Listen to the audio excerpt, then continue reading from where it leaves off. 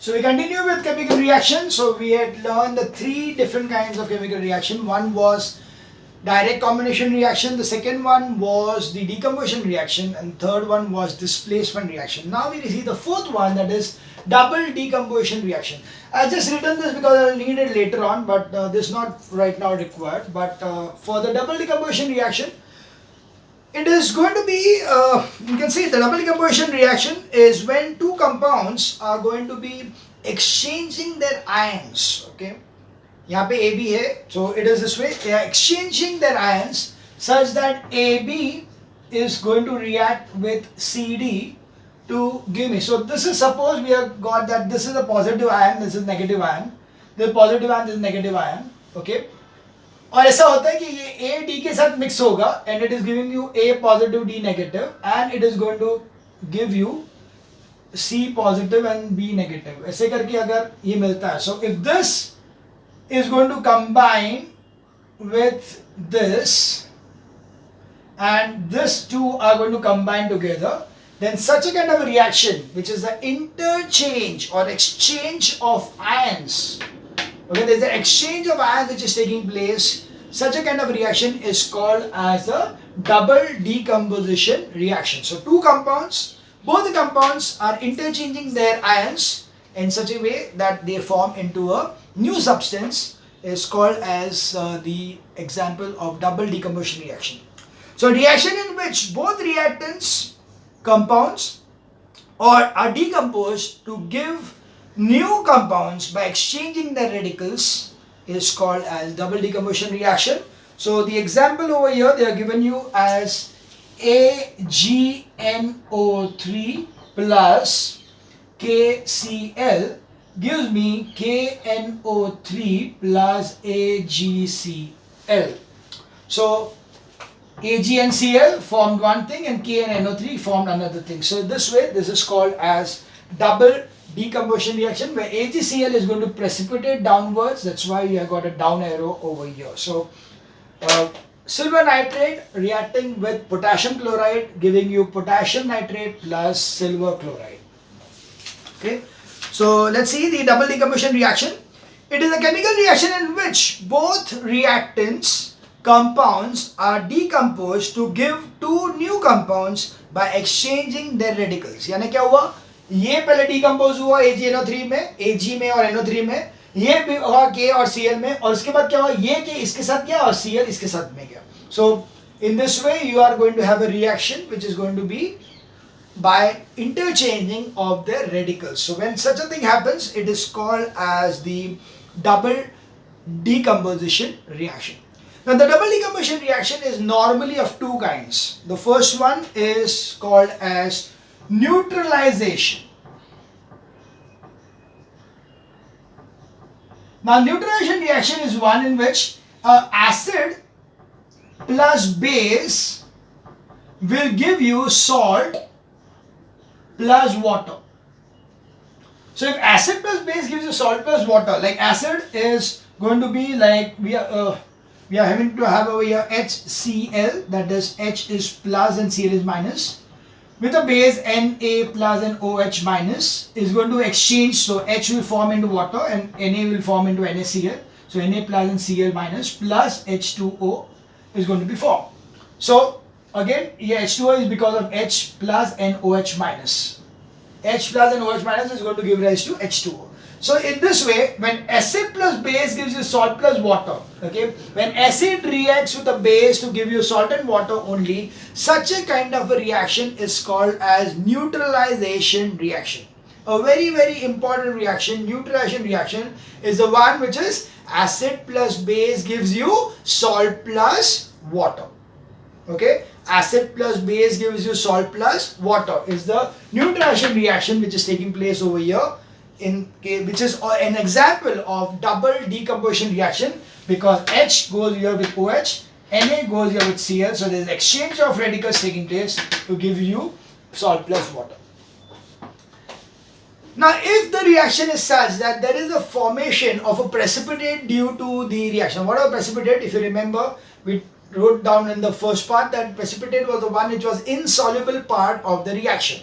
So if there is going to be an insoluble reaction, which insoluble part in the reaction. We call it as a precipitate. So we have over here F, that is precipitate reaction.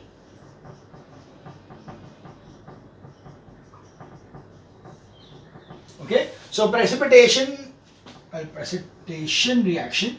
So that will be given as FeCl3 plus 3NaOH is going to give me, now Fe will go become with NO and Na will go with NaCl. So NaCl, that is 3NaCl plus FeOH thrice. Okay, this FeOH thrice will be precipitating downwards. So this over here is a precipitate which is reddish brown in color. It is fair. Now it was 3, okay, higher, yani ric. So ferric hydroxide, which is reddish brown. So this is reddish brown. The colors over here very important. You need to remember the colors. So we have got 3 things over here. That FeOH thrice is reddish brown in color. ZnOH twice will be gelatinous white, and AgCl will be white. So the colors are something which you need to remember later on, because very important in the 9th and 10th standard. If you remember right from now, it will be easier for you when it will be like base being much stronger of chemistry. So precipitation reaction, so versus neutralization reaction between 2 compounds, base and acid, to give 2 new compounds, salt and water, by interchanging of radicals. That is NaOH plus HCl gives me NaCl plus H2O, base plus acid gives you salt plus water. Precipitate reaction between 2 compounds in aqueous solution state to give 2 new compounds, one which is soluble is called and one which is insoluble is called as a precipitate.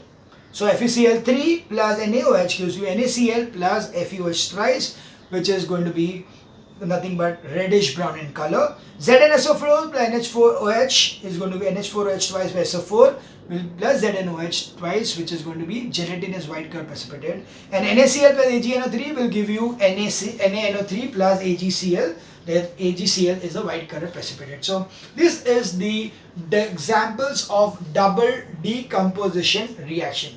Ideally, it is better that you learn these reactions also along with the color changes, so that if they ask you a question based on the equation also, you know it properly. So it's not that it's just an example of this particular thing, it is also important for you to learn the equation which is given over here. So that is about the precipitation reaction. We now move on with the details of the activity series. Okay, so we have got through the 4 different kinds of the reactions. So that was the first one, direct combination or synthesis reaction. The next one being the decomposition reaction, the third one being displacement reaction, and finally what we have over here was the double decomposition reaction.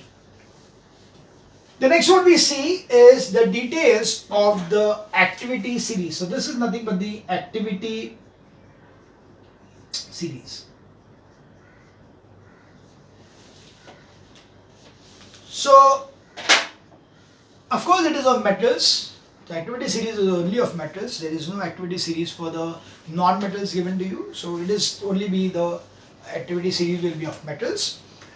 It is a series of arrangement of metals in order of their reactivity. So depending upon the order in which they react, the more they react, the more upper is the place they have got. So highly reactive over here and least reactive at the bottom. So that's how it goes. The most active metal is at the top of the series and the least active metal is at the bottom of the series. The properties of metals are related to their activity series. So depending upon what is the position of that particular element in the activity series, the properties of that element can easily be determined. Okay, if it is in between, you know that it is okay, partially active. Okay, it's not too highly reactive in nature. So of course you can go ahead with using it with acids. Well, if you are using this products, then you cannot use it with acid, because acid के साथ में अगर इसको use किया तो explosive हो जाएगा. So that's why you are going to use this only with water and all. These ones, if you are using it, you can use it with acids. If you are using here, you no tension at all, because ये ज़्यादा reactive है ही नहीं, तो कुछ फर्क ही नहीं पड़ेगा उन लोगों को. वो react होंगे भी नहीं, बहुत से जगह पे react होंगे ही नहीं. So that is how they are going to be used over here. So you can see that they are given you a table over here which is going to be the reactions of the activities, the metals in the activity series with water, acids and air. So first of all we see is, if I am reacting these elements, if I react all these elements with water, what will happen? So first thing is with water. So when I am reacting these elements with water, it is seen that till from the first two, that is K and Na, they will react with cold water and it is going to give you hydrogen gas. So they are going to react violently, okay, their violent reaction is going to take place even with cold water, and they are going to displace hydrogen from water, okay. So very well we know that K, so it will be like this, K plus H2O giving me KOH plus H2, okay. So this is the reaction which is going to be there. 2K plus 2H2O gives a 2KOH plus H2. So potassium and sodium both react with cold water to give you hydrogen gas. The same thing happens with calcium also. The only thing is that it is slightly less reactive. जितने violently ये दोनों react करेंगे, उतने violently Ca वाला use नहीं करेगा. So that's why the reaction is less vigorous with cold water. Reaction is the same thing. It's exactly the same thing. It will be Ca plus H2O. Give me CaOH twice plus H2. So it's exactly the same reaction. So nothing different in over here. The next is from Mg to leke Fe tak. Okay, if I'm taking from magnesium to iron, they will require hot water or steam. In fact, the steam will be a better option because it requires a high amount of heat also required. So that's why they are going to react smoothly with steam. So if I take an example, it will be Zn plus H2O giving me ZnO2 plus H2. So this is the reaction what is going to take place in case of zinc. They are given an example of iron. So let's take iron in that case. So that's easier for you to learn also. Fe plus 2, it will give me Fe3O4 plus H2, balancing is 3414. 3414. Yeah. Okay. So we see that magnesium to ferrous, they are going to, iron that is ferrous, is going to react with water but steam to give you hydrogen gas. Once you are below that, means इसके नीचे अभी blood के साथ reaction नहीं होता है, hydrogen के नीचे, हाइड्रोजन खुद को तो वाटर में से निकाल नहीं सकता है, इसीलिए क्या है, इसके नीचे वाले कभी भी वाटर के साथ रिएक्ट नहीं करेंगे. Even if it is steam or boiling water, they do not. So below hydrogen do not react with steam or water, displacing hydrogen from it. So they cannot displace. So copper, mercury, silver, platinum, gold, when they react with hot water or steam, they cannot produce hydrogen gas. Only those compounds, those elements which are above hydrogen, fairly above hydrogen in the activity series, can displace hydrogen from water. So that is about water. The next what we have is reaction with acids. Now, of course, if cold water में ये हालत है, hydrogen violently react करेगा, so definitely with, in case of acid, it will be explosive in nature. So definitely with the same way, potassium and calcium, the potassium and sodium, they are going to be explosive, so highly reactive, that is K plus HCl giving me KCl plus H2. So yeah, definitely H2 is going to be formed, but it will be violent, it will be very explosive in nature. So react exclusively with dilute HCl or H2SO4. So it will be 2K plus 2HCl giving you 2KCl plus H2. From calcium to iron, this complete thing, from year to year, all of them will react with an acid in a very casual manner, very easily, and displacement is going to take place. Simple displacement. What is going to be that? So it will be like If I'm talking about calcium, so it will be Ca plus HCl will give me CaCl2 plus H2. So simple displacement reaction क्या हुआ, hydrogen निकल गया, calcium इसमें अंदर आ गया. क्यों hydrogen निकल गया, हाइड्रोजन नीचे है, कैल्शियम ऊपर है. सो Ca is going to give you that way. Similarly, if I got Fe plus H2SO4 will give me FeSO4 plus H2. Again the same way. So hydrogen getting displaced by ion because ion is above hydrogen in the activity series.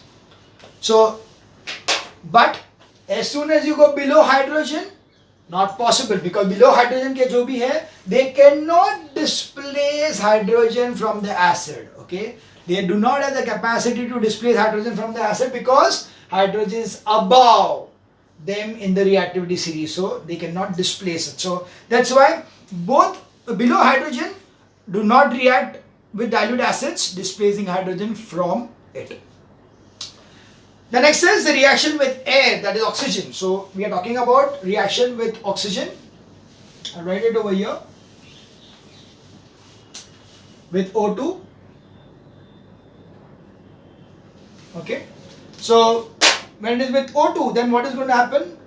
All of them from K to Hg, sab kuch, all of them, they are going to react with oxygen to form metallic oxides. Okay, so it will be like metal plus O2 give me metallic oxide. Like it could be given in the form of K plus O2 give me K2O. Okay, and so 4 here and 2 here. Similarly, the one is 3Fe plus 2O2 giving me Fe3O4.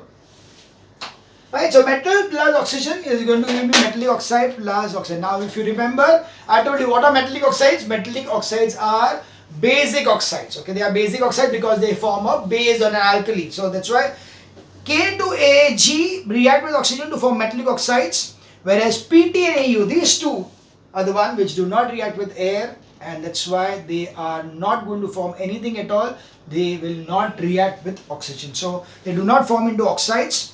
So you can see that this is how the reactivity series is going to affect the reaction with water, the reaction with acids, and reaction with air, that is nothing but oxygen. So these are the main, because everything can come in contact with water easily, acids easily, and so these are the main reactions what we need to see from this.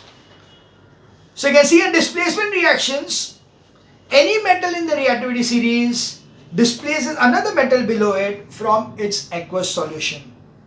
For example, zinc is above copper and hence displaces copper from copper to sulfate solution. Zn plus CuSO4 will give you ZnSO4 plus Cu. So this is called as a displacement reaction, which is due to the activity series. Now, so these are about the ways the reaction is going to take place. But so the reaction is not going to take place कि मैंने हाँ यहाँ पे sodium लिख दिया, यहाँ पे calcium लिख दिया, दोनों क्लोरीन लग दिया तो दोनों मिक्स हो गए और बन गया. नहीं, ऐसा नहीं है.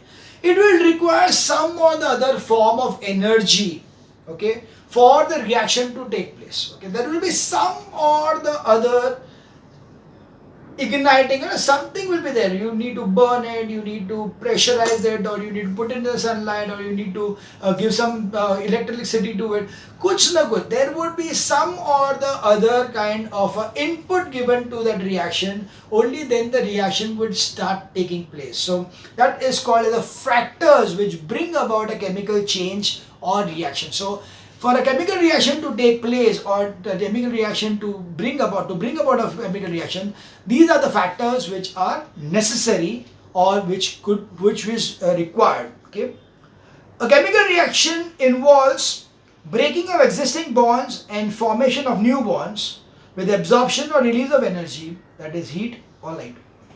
So this is the exact, not the definition, but what exactly is about chemical reaction. See, पहले हमने chemical reaction में जो बोला था वो, it is okay, we are reacting. Okay, we say that chemical reactions क्या है, तो chemical reactions are chemical changes which is going to take place to form a new substance. But actually क्या है, what is a chemical reaction? What has happened in a chemical reaction? In a chemical reaction, the existing bonds between the elements of the compounds are going to be broken down and new bonds are going to be formed. Okay, existing bonds are going to be broken down and new bonds are going to be formed. So that's why we say the chemical reaction involve breaking of existing bonds and formation of new bonds with absorption or release of energy, for example heat and light.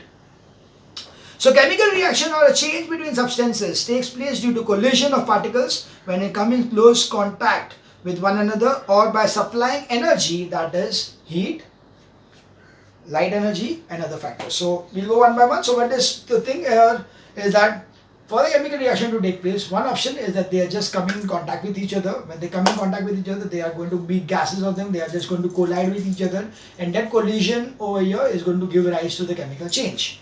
That could be one option. Or else it is supplied with some kind of a energy. Okay, so what could be that energy? First is heat energy. It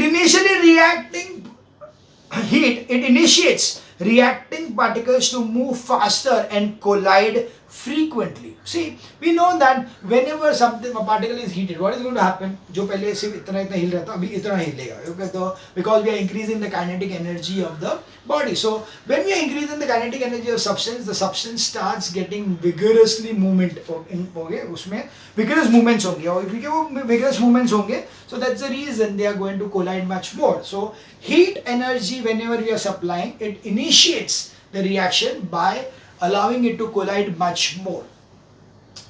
The next is the light energy, absorbed by the reactant molecules, make them more activated. So yeah, it could happen that due to light also the reaction could start because they are getting activated due to the light. So that could be another factor by which a chemical reaction could take place.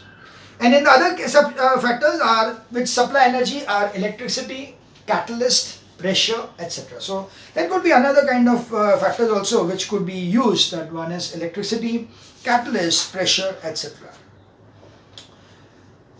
So that way the different kind of reactions, or we can say that different kind of the energy which can be supplied during a reaction.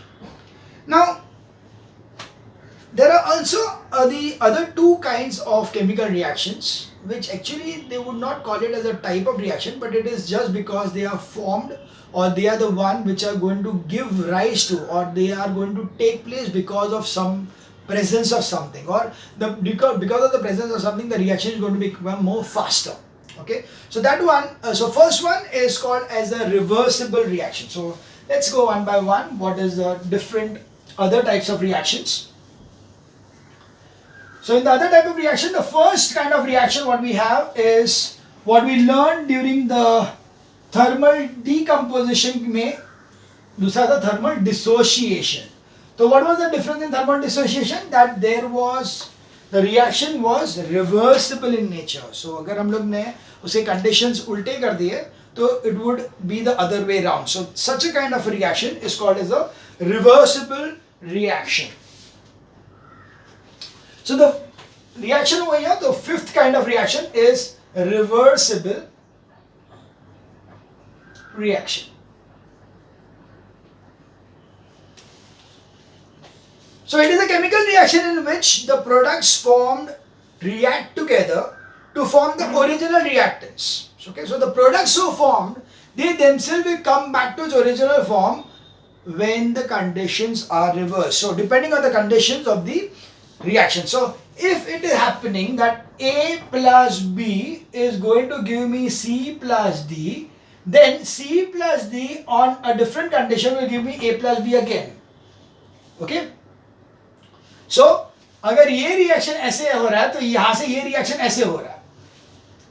Okay. So if I'm heating and AB is becoming C plus D, then on cooling the C plus D is going to become A and A plus B again. So we are going to get back its original form if the conditions are reversed. So in this way, this is called as a reversible reaction. So they are given some examples of the reactions over here. The first one is sulfur dioxide. So it is SO2 plus O2 and the presence of vanadium pentoxide and a temperature of 450 degrees Celsius, it is going to form into 2 SO3. But here reaction, SO3 if it is cooled, it will again become SO2 plus O2. So that's why SO3 हम लोग normally मिलता नहीं है. Sulfur trioxide is not so easily formed. अगर sulfur trioxide form हुआ तो you have to maintain it at a particular pressure and temperature, only then it will remain that way. Because अगर moment it becomes cooler, it will come back to SO2 plus O2. Okay. Similar is the case with iron and steam. Okay. Fe plus H2O will give you Fe2O3, Fe3O4 plus H2. Whereas Fe3O4 plus H2 will give me again Fe plus H2O. CaCO3 plus or heat, okay, CaCO3, so CaCO3, when I am heating it, it is going to give me CaO plus CO2. But the moment I am cooling it, it gives me CaCO3 again. So CaO plus CO2 will give me CaCO3 again. Similarly, nitrogen plus hydrogen will give you ammonia, and ammonia on heating is going to, on cooling, it is going to give me again nitrogen plus hydrogen. Nitrogen plus oxygen will give you NO, whereas NO will again give me nitrogen plus oxygen. Finally, HCl at a temperature above 500 degrees Celsius is going to give me H2 plus Cl2, and H2 plus Cl2 less than 500 is going to give me back to HCl. So these are the reactions which could take place from one side to another side on heating or doing some kind of a reaction, and exactly ulta of that would happen and it will come back to its original position when the conditions are reversed. So this is the examples of what we call it as reversible reactions. So reversible reactions are the one which are formed together to form original reactants depending on the conditions of the reaction. So that was reversible reaction. The next what we have is the catalytic reaction. I think I'll take it in the next video.